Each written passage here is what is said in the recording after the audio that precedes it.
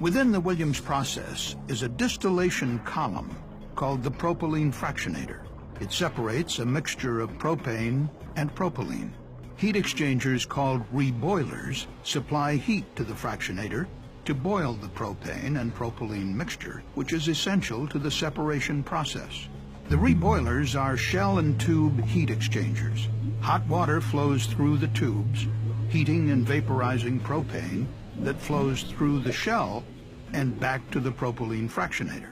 The water that flows through the tubes contains a small amount of oily tar, which condenses into the water earlier in the process.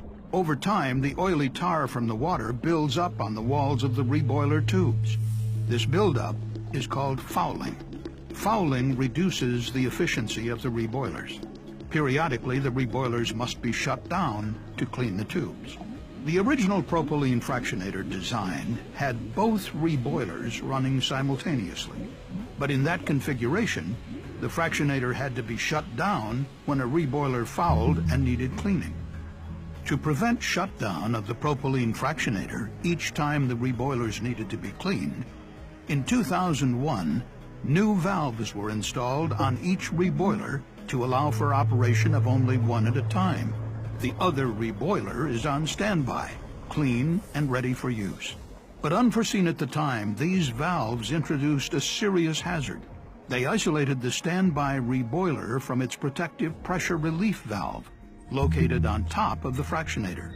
On June 13, 2013, during a daily meeting with operations and maintenance personnel, the Williams plant manager noticed that the water flow rate through the operating reboiler had dropped gradually over the past day. The operations supervisor informed the group he would try to identify the problem. He went into the plant to evaluate the water flow rates. The operations supervisor informed several personnel that fouling within the operating reboiler could be the problem, and they might need to switch the reboilers.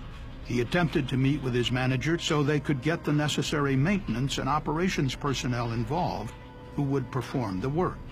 But his manager was not available. The operations supervisor returned to the field. The CSB determined that at 8:33 a.m., the operations supervisor likely opened the water valves on the standby reboiler. Hot water began flowing inside.